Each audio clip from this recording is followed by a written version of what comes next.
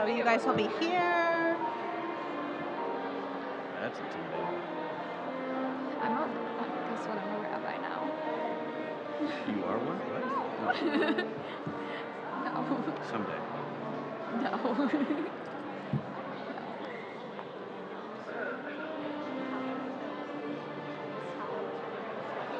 Okay. Yeah, we're just gonna wait for the people, and that's mine. Are we using that? Like it Do you doesn't want seem. to? I don't know. Oh, that is on. Okay. It's in case she forgets her name. Kidding. I read the silly things for myself. Did you? No, I do in general. You judge her name. Making fun of her. That's how we get through the days. You ever look at that mosaic up close? No. These pieces here, how cool that is. Carved into it. Can I take a picture? Is that weird?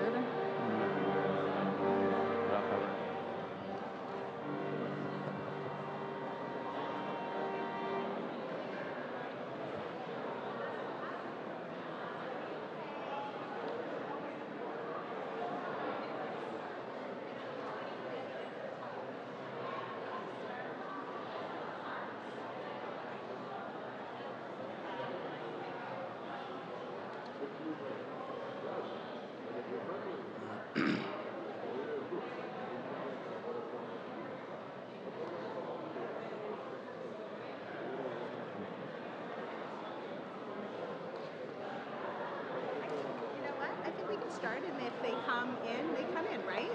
We want to be prompt, right? Just start reading? How do we make people stop talking? I mean, I could just start reading and probably stop. Yeah, let's just stop. Yeah, let's start reading, and then hopefully they'll Can you listen, make them stop talking? Should I? Just say something. Is this good for you? Yeah. Welcome. That wasn't loud. No, it wasn't. Welcome.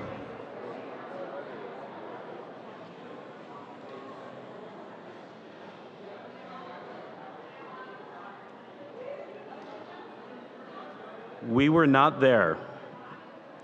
We did not experience or suffer it. And yet we take upon ourselves the responsibility to remember and the commitment to remember responsibly. Even if I have no words and you have few, whether we are far away or near, whether we are close kin of theirs or distant, we assemble a place within ourselves, among ourselves, a meeting place, a convergence of memories. We are present now. We were not there, and yet let us enter into this gathering to remember the Shoah that annihilated 1/3 of the Jewish people, 6 million women, men, and children. Let us recall the extermination decree against every Jew, whether they may be, against every human being for being different. We are all survivors of the extermination decree. Let us remember the Jewish communities that were scattered, uprooted and wiped out, from east to west, north to south. Let us lament the murdered, light a candle in their memory. Let us confront evil, for at the entrance sin is crouching, then and now. And against it let us honor and exalt the dedication of those who fought in the struggle for human dignity, of women, men, and children, and of the righteous among the nations. Let us praise the uprising of the survivors, the deported, and the uprooted. And then let us reflect and ask ourselves, how should we regard our being here today? In a place where there is no humanity, strive to be human. Let us hold out our hands and rise up. Let this gathering be our remembrance and responsibility.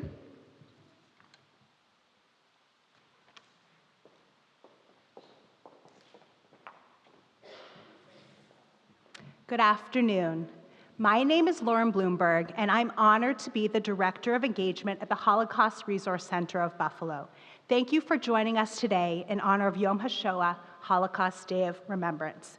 This year's program would not have been possible without the incredible leadership, dedication, and support of Mandy Weiss, Director of Operations of the HRC, Rob Goldberg, CEO of the Buffalo Jewish Federation, and Wendy Weisbrot, Chair of the HRC, in today's program. In addition, thank you to the 6 families, clergy members, musicians, and descendants honored today. I especially want to thank Buffalo Mayor Byron Brown and County Executive Mark Poloncarz for issuing and signing a joint proclamation declaring this week, April 16th through 23rd, in Buffalo and Erie County as the days of remembrance of the victims of the Nazi Holocaust. We are privileged today to have in attendance with us New York State Assembly member John D. Rivera and his constituent liaison Alyssa K. Weiss, New York State Assembly member Karen McMahon, New York State Senator Sean M. Ryan, and Adam Fogel, Chief of Staff for New York State Senator Tim Kennedy. Senator Kirsten Gillibrand and Governor Kathy Hochul unfortunately could not be with us today, but sent a letter and a proclamation, both displayed in the lobby. We also welcome Sibu Nair, Governor Kathy Hochul's Deputy Director for Asian Americans, Jennifer Dunning, Governor Kathy Hochul's Western New York Regional Representative, and Bonnie Lockwood, Governor Kathy Hochul's Western New York Regional Director, as well as Chairwoman of the Erie County Legislature, April Baskin. We gather here today to commemorate the lives of the 6 million Jews who were systematically targeted and murdered by the Nazis and their collaborators between 1933 to 1945. 6 million individuals who had families, hopes, and dreams for the future exterminated. Entire communities and towns were decimated for one reason: because they were Jewish. We remember the 5 million others, including Poles, people with disabilities, Roma, Sinti, homosexuals, Jehovah's Witnesses, and political prisoners who were also murdered. While there are no words we can say to make up for this loss, we can remember these victims and honor the people who survived this horrific period in history. Our survivors have achieved the ultimate revenge against the Nazis by surviving, by being proud of being Jewish, by creating Jewish descendants, and by sharing their stories. The theme of this year's commemoration is passing the torch to future generations. We are fortunate to have our survivors with their beautiful families sharing their stories of bravery, courage, and resilience. Our descendants, 2nd, 3rd, and 4th generation, are our future. It is through them that their family stories will be told and their legacies will never be forgotten. I myself am a 3G. My grandfather, Karl Bloom, was born in Vienna, Austria. His family owned an abattoir and wholesale and retail butcher shops. His parents were patron of the arts and owned real estate. All of it was taken by the Nazis because they were Jewish. My grandfather was issued a visa to England to work for the British intelligence because of his excellent proficiency in German, but later, along with other Jews, because he had a German passport, was considered an enemy alien and interned at prisoner of war camps. My great-grandmother was taken to Sobibor and was selected for death on arrival. All of us have a story to share. It is the reason why our descendants are vital to ensuring that these stories are never forgotten. Our descendant group meets monthly. At our meetings, we discuss our family histories, articles about lessons of the Holocaust, and anti-Semitism. We come together to reflect on our shared past and ways we can teach the lessons of the Holocaust so this atrocity will never happen again. Grandchildren are the last living link to our survivors. They are the ones with a special relationship to their survivor. The stories they share make them relatable to future generations, sharing the incredible stories of bravery, courage, survival, and resilience. A new group of 3Gs will gather this month. We'll meet each other and use our grandparents' experiences to ensure that never forget is a reality and learn from humanity's mistakes to create a better future for generations to come. It is now my honor to invite Rabbi Brent Gutman, a Temple Basaim, to give the invocation.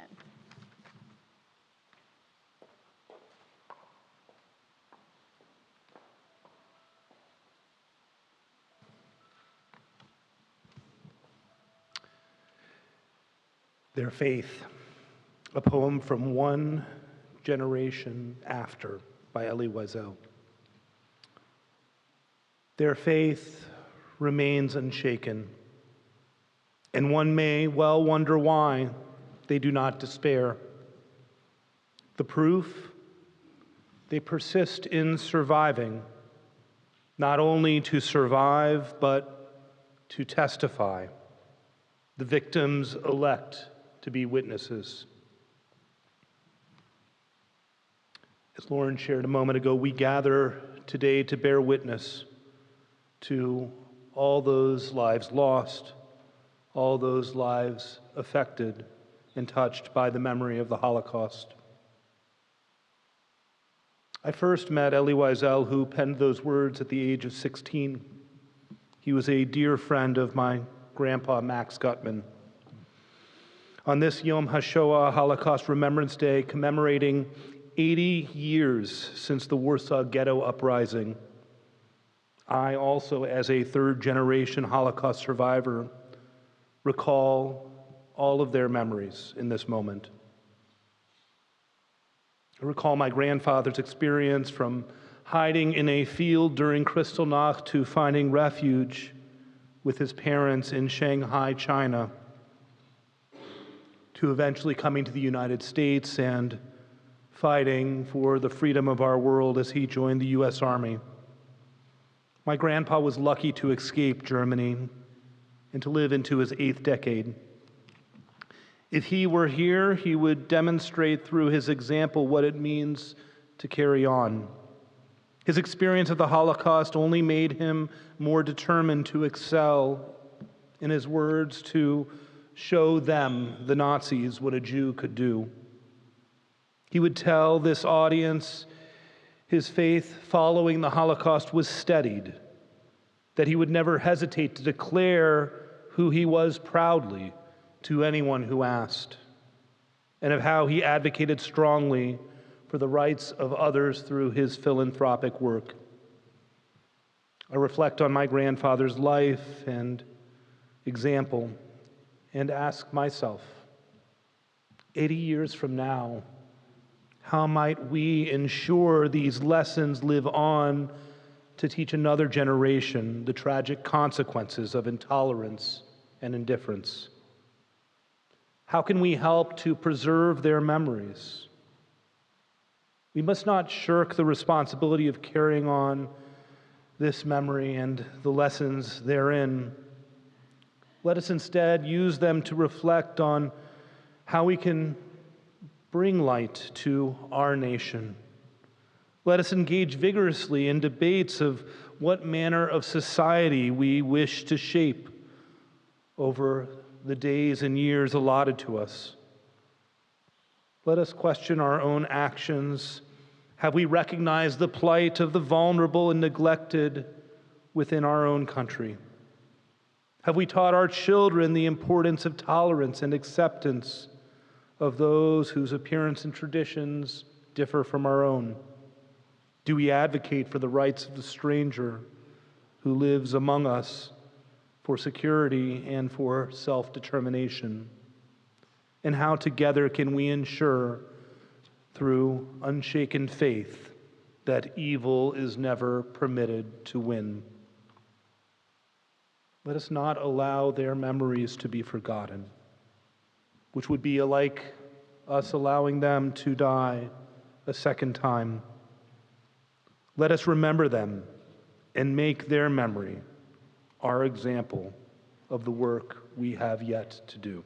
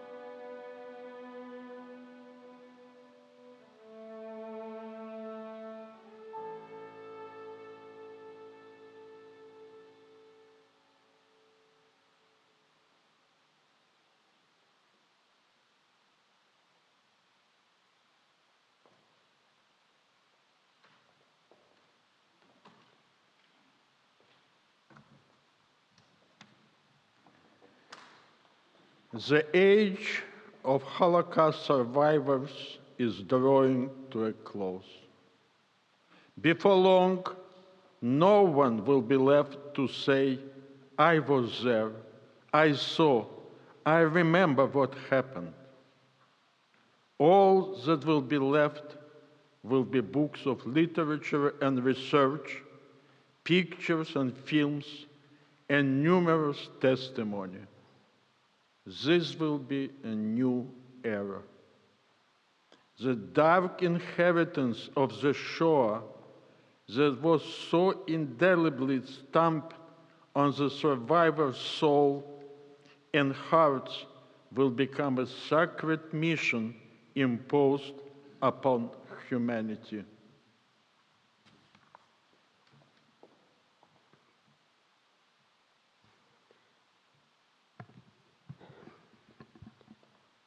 In Jewish tradition,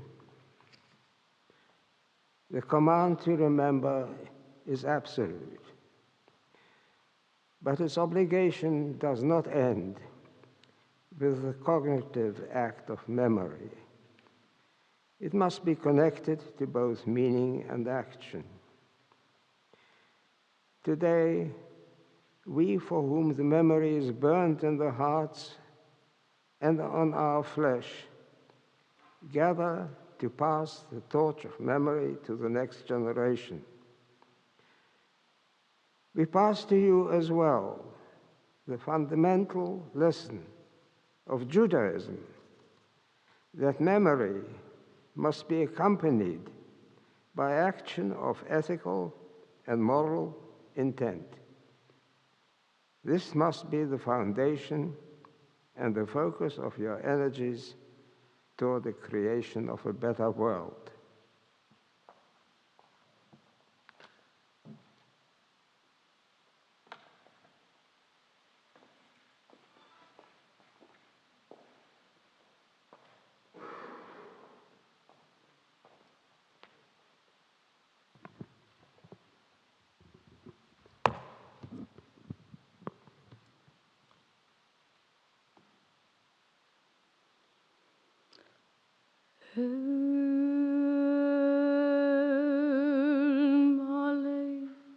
רחמים שוכן במרומים המצא מנוחה נכונה תחת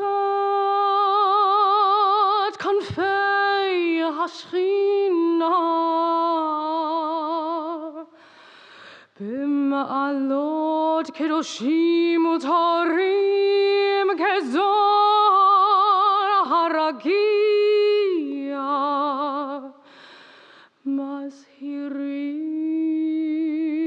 מזהירים לנשמות כל אחינו בני ישראל שנטבחו בשואה אנשים, נשים וטף שנחנקו ושנשרפו ושנהרגו שמסרו את נפשם על קידוש השם בגן עדן דהי מנוחתם ענה בעל הרחמים הסתירם בסתר כנפיך לעולמים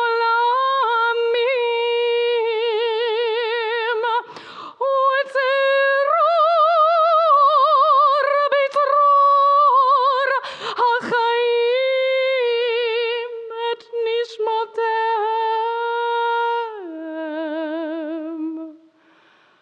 אדוני הוא נחלתם וינוחו ושלום על משכבותיהם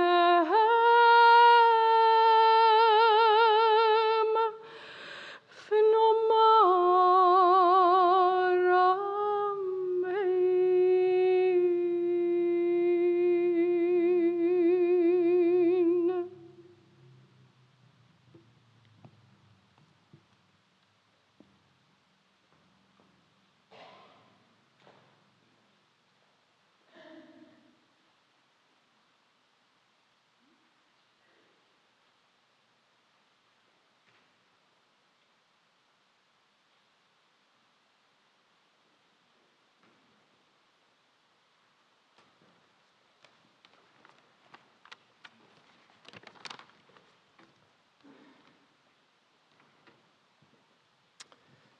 Hello, my name is Bruce Carpati.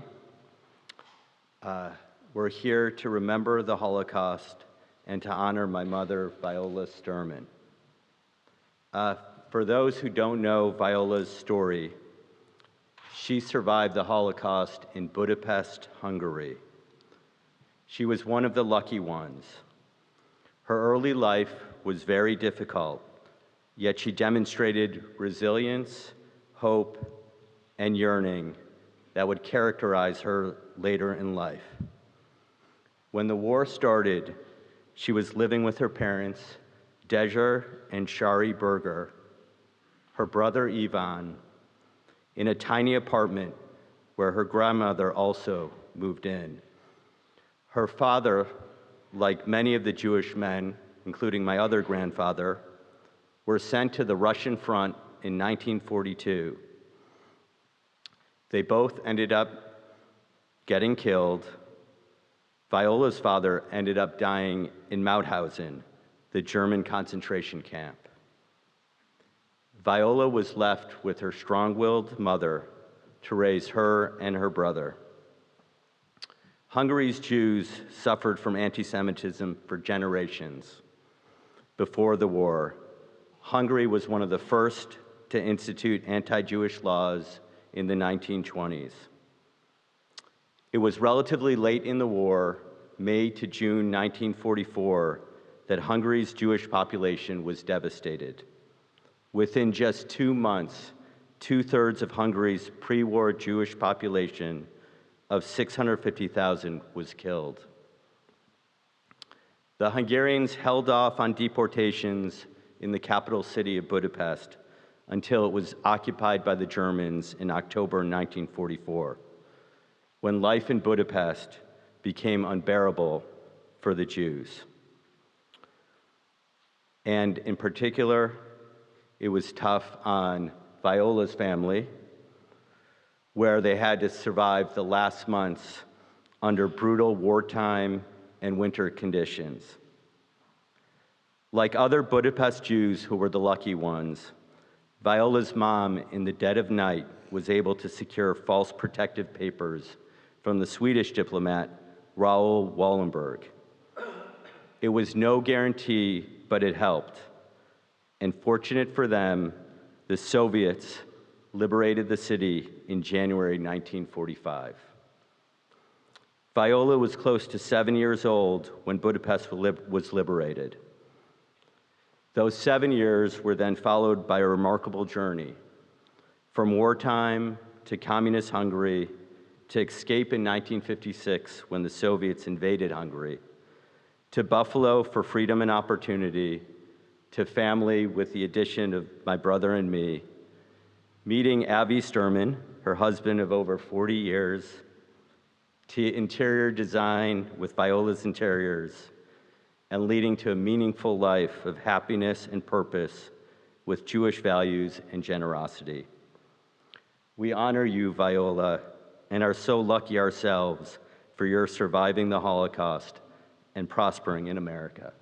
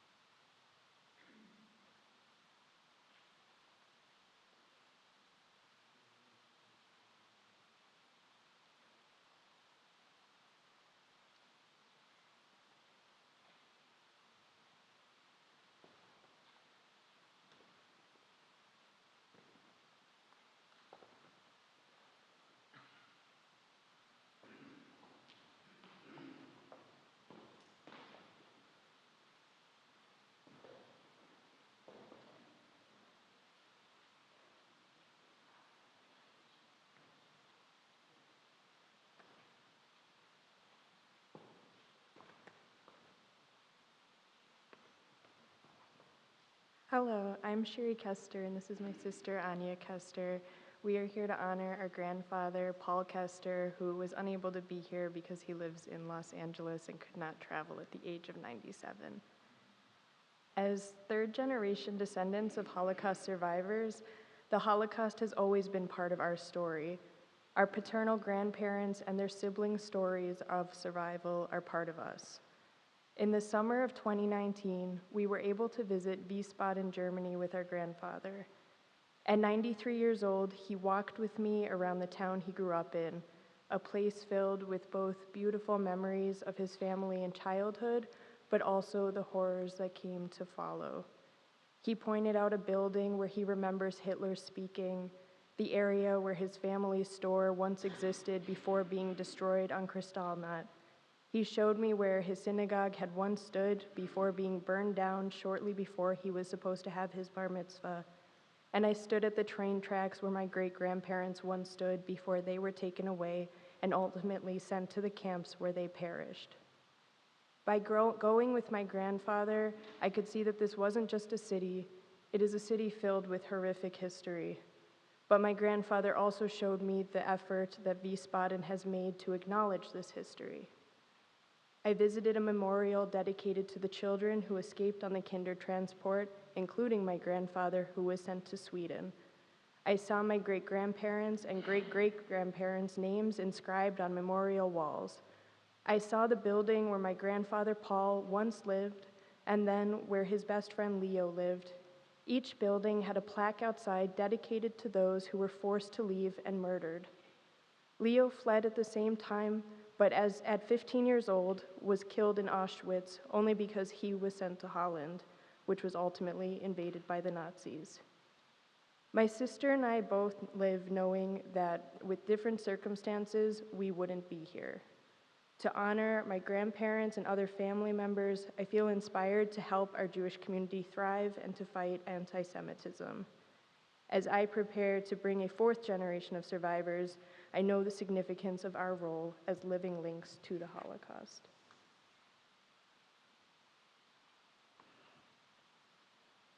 For me, one of the central aspects of being a third-generation survivor is the responsibility to fight for social justice and human rights.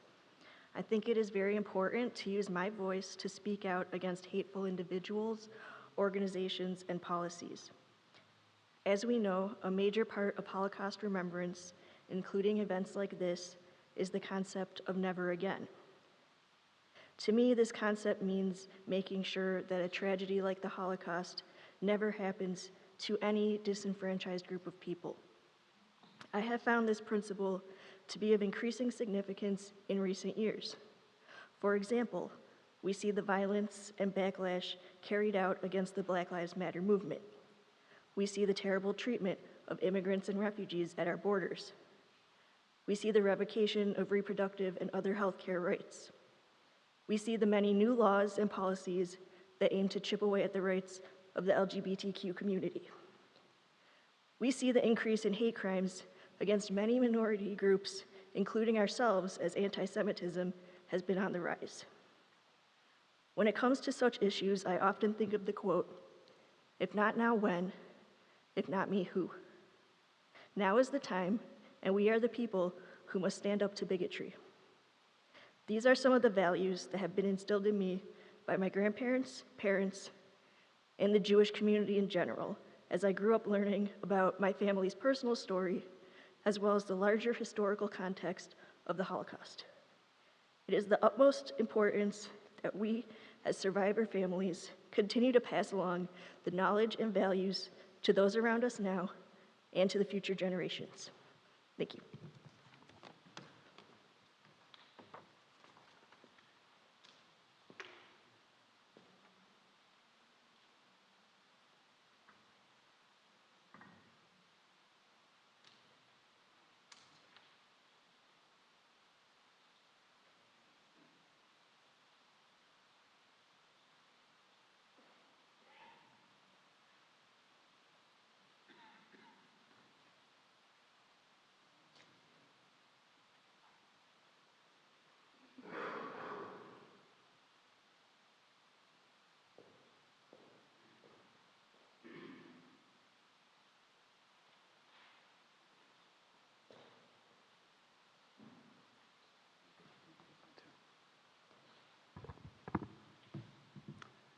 Hello, my name is Alan Donatelli, and I am Sophia Veffer's youngest son. I'm here on behalf of my two other brothers, Mike and Randy, and we're so proud to be here and not only honor my mom, but honor the memories of all the victims. My mom's story, which many of you know because she's still speaking through the Holocaust Resource Center, began in Amsterdam, Holland, her beloved hometown, and her story continues in Buffalo, her second beloved hometown, a city she loves very much. And I'm not going to tell my mom's whole story because I know my mom has many years left of telling her story herself. Again, she has inspired, I know, literally thousands of students, not only in Western New York, but around the world with her story, through the Holocaust Resource Center, but also through the Anne Frank Project at Buff State with her good friend, Drew Kahn. But I did want to say, again, on behalf of my brothers Mike and Randy, how proud we are of my mom, and she truly is an upstander. While at the same time, I know my mom is extremely proud of the family she created here in Buffalo, New York, and I particularly want to say that I know that my mom, Oma, is very proud of her grandchildren. I just want to mention their names today. With me is one of her grandchildren, my daughter, Tess Donatelli. I'd like to say, I'm very proud of Oma. Okay. She was going to say she's very proud of Oma, and I know she is, and I know Oma's very proud of her. But my mom's other grandchildren and great-grandchildren are Evelyn, Alan, Caroline, Sarah, Kate, and Mark, and her two great-grandchildren, Nora and Julia. We are here because of my mom.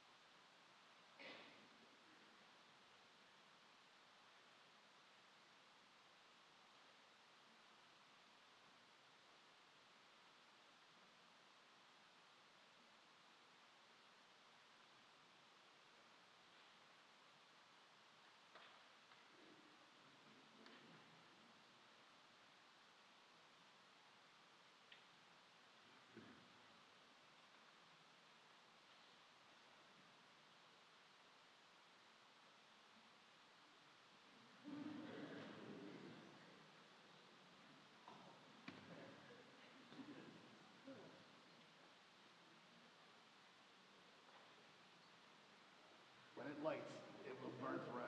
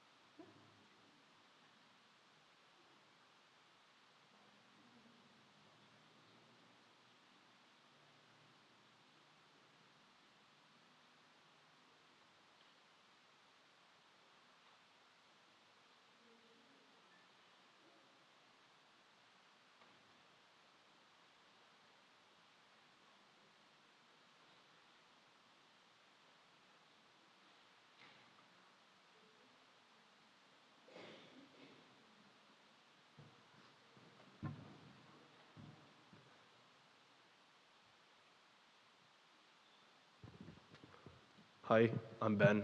I'm here along with my family, my mom Alona, my grandma Ada, and my sister Frida, who was actually named after my great-grandmother Frida, who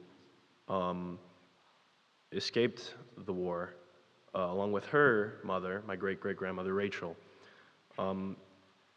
She lived in Ukraine while it was being bombed, while she was pregnant with my grandma Ada, and she had to escape with her since my great-grandfather, her husband, was a commander and had to go fight the Nazis. He never came back from the war.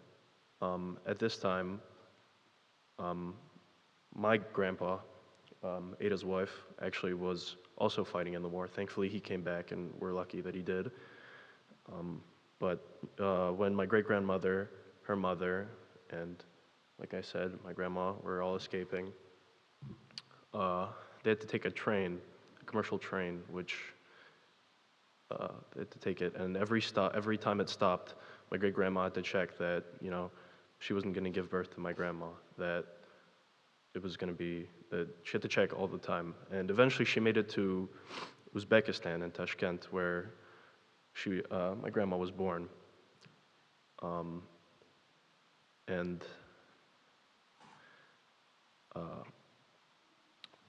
We're lucky that she made it.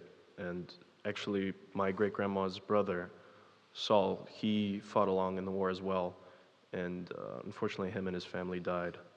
So we're here to honor them as well. And, my great-grandma Frida, a lot of her family also fought in the war, her cousins, aunts, uncles, stuff like that. They're all fighting, and we lost them. But,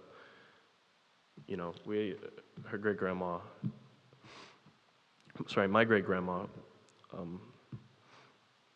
rode the train, and like I said, we're lucky that she escaped, thankfully. And we're here to honor all those who have fought. Yeah.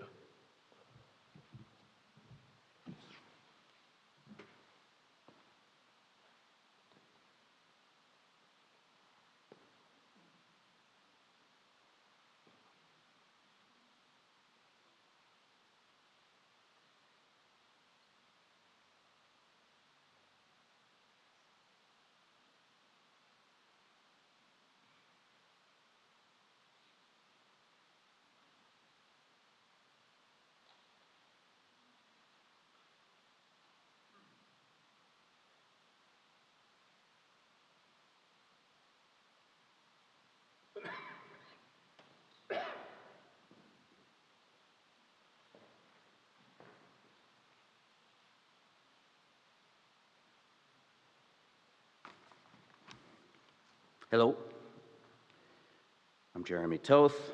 This is the family of Andre Toth. So my dad's story, born in 37 in Milan to Rosa and Joseph Kaufman. At some point, they moved to Milan. We don't really know why. There was always a little potential scandal. Maybe Rosa marrying a Jew was a scandal in Slovakia or Hungary or wherever it was. So they moved to Milan, and shortly thereafter, they changed their name. They took the name of my grandmother's first husband's name, Toth, Paul Toth, who died. We don't know why. We don't know how.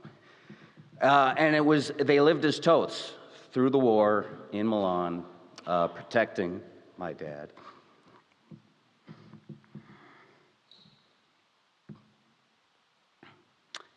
I didn't think I'd be emotional. So my dad's story is punctuated with little vignettes of memory, really wisps of memory.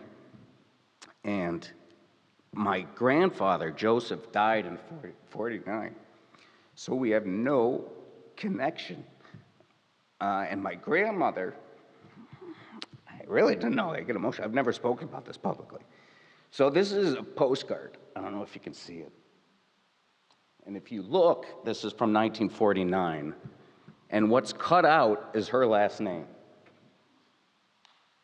So even after the war, she was afraid to be a Kaufman. She died in 1973. Oh man, this is killing me. So she died in 1973, and we only have my father's memories to go by. But my son, Isaac, who's in Norway right now studying linguistics, about 2 years ago during COVID, dug deep into the family history as best he could. He uncovered documents, everything he possibly could, and he found some pretty interesting stuff, some funny stuff. The one funny thing I gotta say, because I'm done crying, is that my grandmother and father came to this country in 1952, and my son found the manifest, and it has the ship's manifest with everybody and their belongings. And so you have all these Italian immigrants, one bag, no bags, no bags, and then Rosa and Max had 9 bags. It's so funny. But in any event, my son also found all the old names. So, let me say, Rose Kaufman married Joseph Kaufman. Rose, maiden name, Berge, daughter of Alexander Berge and Helena Haas, granddaughter, Sale Zellinger, Sandor Haas, Pepe Rosenbaum, and Leopold Ostreicher. My grandmother was Jewish. She was Jewish. We don't have a piece of paper, but she was Jewish. From 1949 to 1973, the day she died, she would never admit it. And if she knew I was saying this right now, she'd be terrified. But I'm Jewish. I converted. I married my wife, Nava, Jewish. My kids are Jewish. And my dad is Jewish. And that, maybe, is the revenge.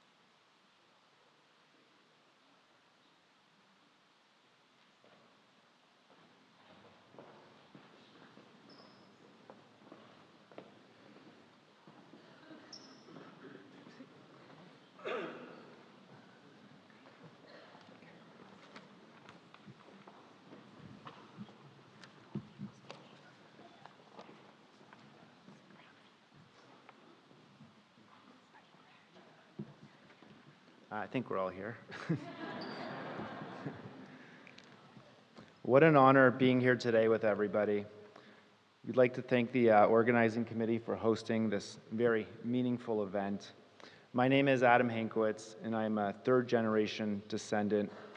This is my daughter Eden, a fourth-generation descendant who will also be speaking with me.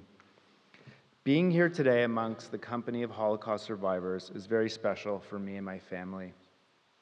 While I grew up listening to firsthand stories of the Holocaust, I cannot say the same for my children and all my nieces here. During a recent conversation with my rabbi before Passover, it dawned on me that the Holocaust for fourth-generation descendants is ancient history, something to be taught in school and read in the history books. This struck me hard. Our remaining survivors are few, and this further emphasized the importance to keep their stories alive.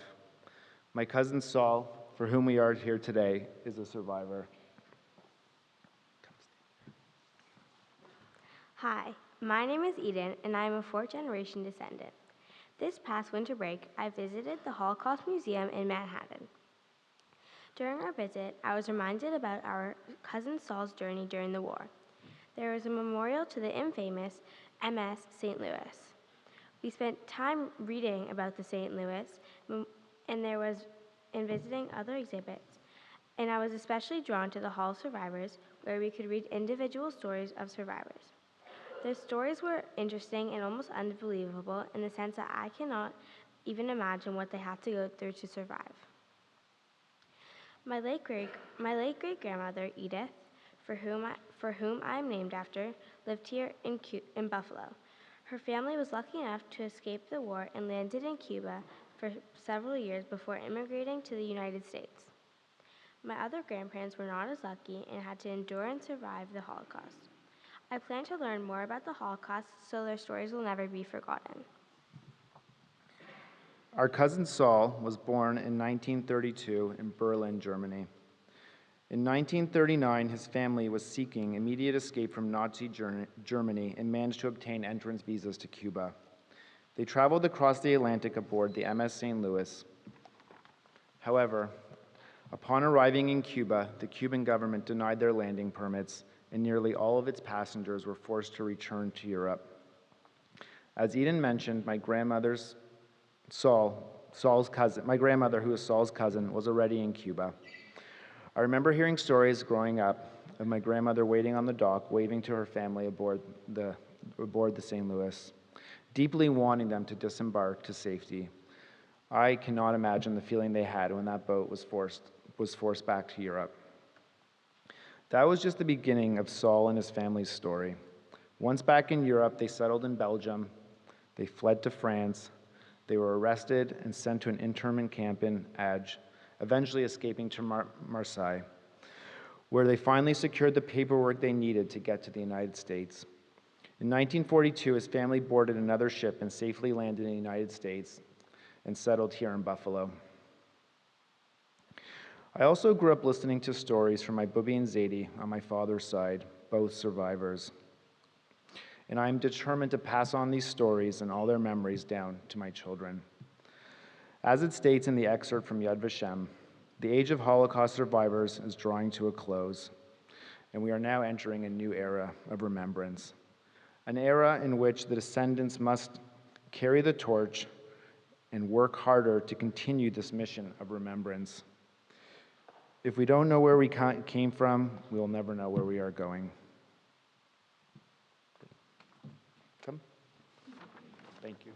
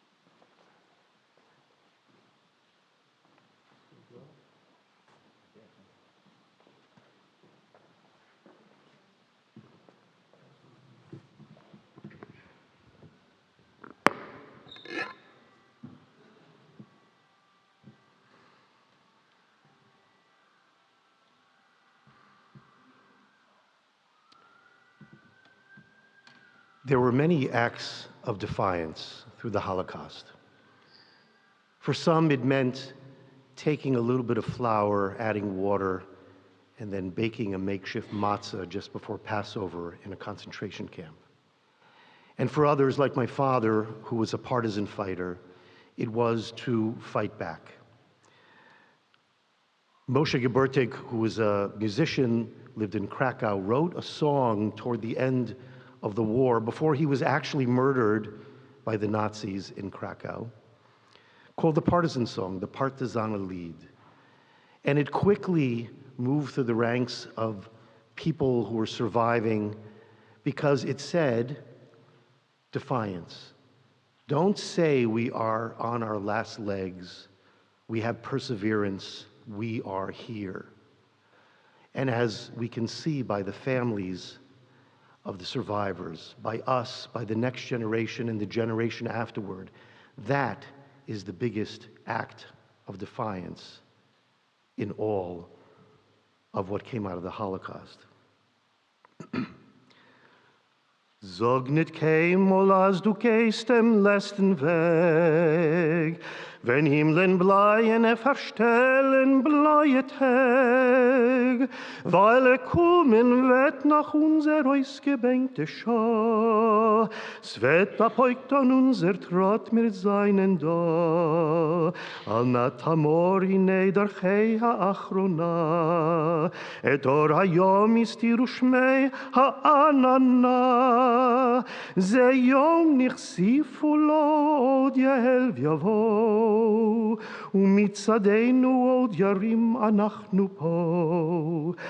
From land of palm tree to the far-off land of snow, we shall be coming with our torment and our woe, and everywhere our blood is sunk into the earth, shall our bravery and our vigor blossom forth. Never say the final journey is at hand. Never say we will not meet the promised land. The longed-for hour shall come, oh, never fear. Let's beat our drums to tell the world that we are here. Sag nicht keinmal, als du gehst dem letzten Weg, wenn Himmeln bleien, verstellen bleiet Heg, weil kommen wird nach unser ausgebänkte Schar, es wird abbeugt an unser Trott mir seinen da, weil kommen wird nach unser ausgebänkte Schar, es wird abbeugt an unser Trott mir seinen da.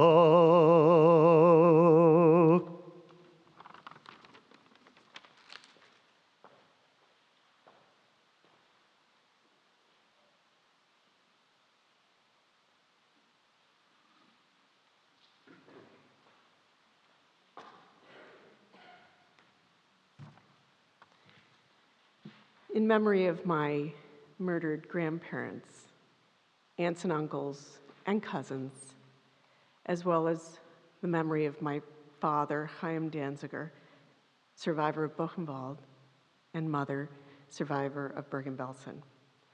Please join me in reading Psalm 23. A song of David. The Lord is my shepherd. I shall not want. He causes me to lie down in green pastures. He leads me beside still waters. He restores my soul. He leads me in paths of righteousness for his name's sake. Even when I walk the valley of darkness, I will fear no evil, for you are with me. Your rod and your staff, they comfort me. You set a table before me in the presence of my adversaries. You anointed my head with oil. My cup overflows. May only goodness and kindness pursue me all the days of my life, and I will dwell in the house of the Lord for the lengths of days.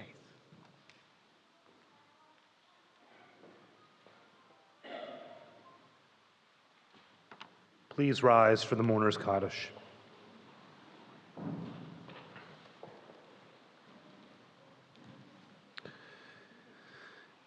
Yitgadal v'yitgadash shemei Rabbah, be'alma divrach hirutei v'yamlich malchutei, b'chayechon u'v'yomechon u'v'chayei dechol Beit Yisrael, ba'agala u'v'zman kariv v'imru amen. Yehei shemei Rabbah mivorach le'olam u'lomei amayam. Yitbarach v'yishtabach v'yitpa'ar v'yitromam v'yitnaseh v'yithadar v'yit'ale v'yithalal shemei dekudesha b'richu le'ela min kol birchata v'shirata tushbechata v'nechemata, da'amiran be'alma v'imru amen. Yehi shlama rab, v'chaim aleinu ve'al kol Yisrael v'imru amen. Oseh shalom b'mromav, hu ya'aseh shalom, aleinu ve'al kol Yisrael v'imru amen.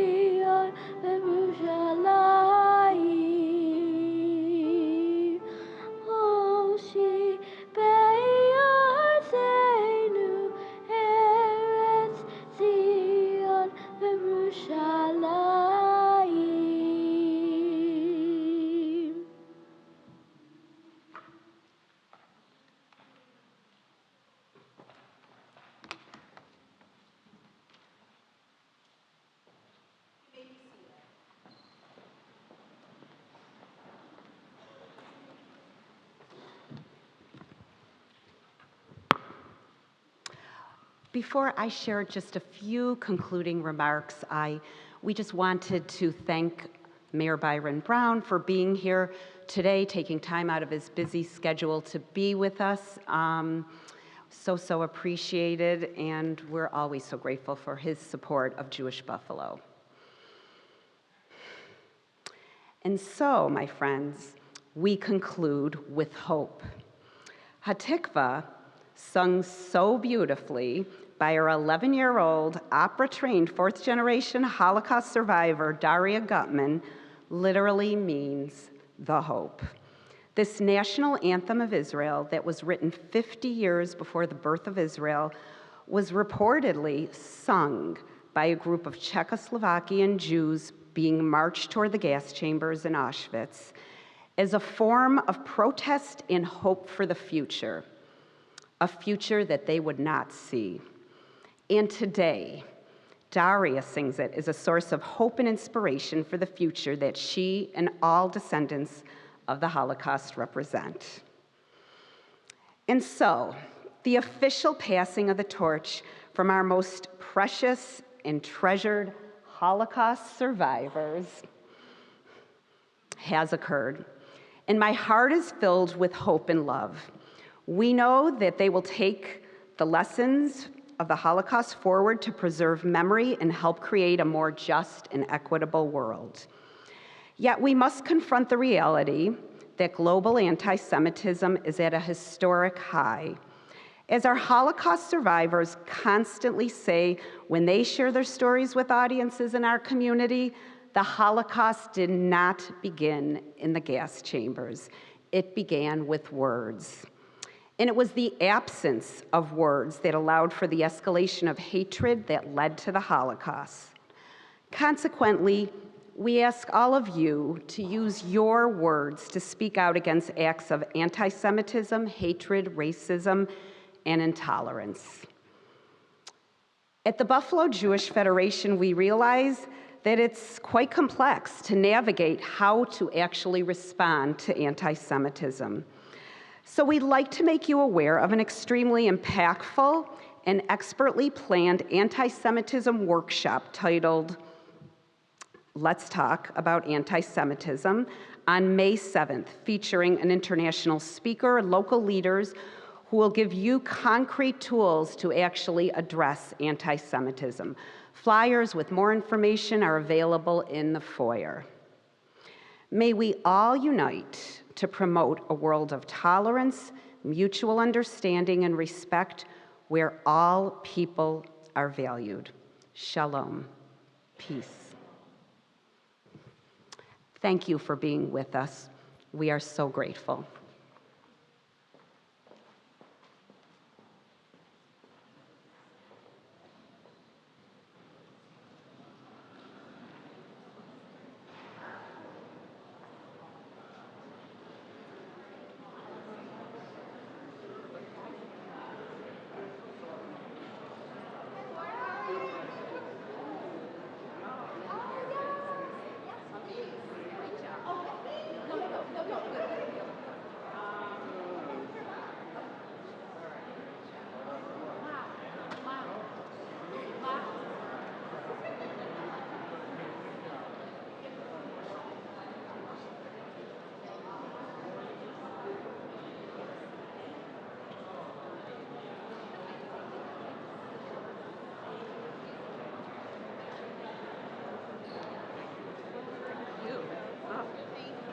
Thank you. You did a beautiful job. You must be so proud of that.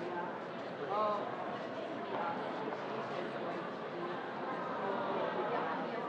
Beautiful. Beautiful. Oh, my goodness. I'm going to try to words as we can.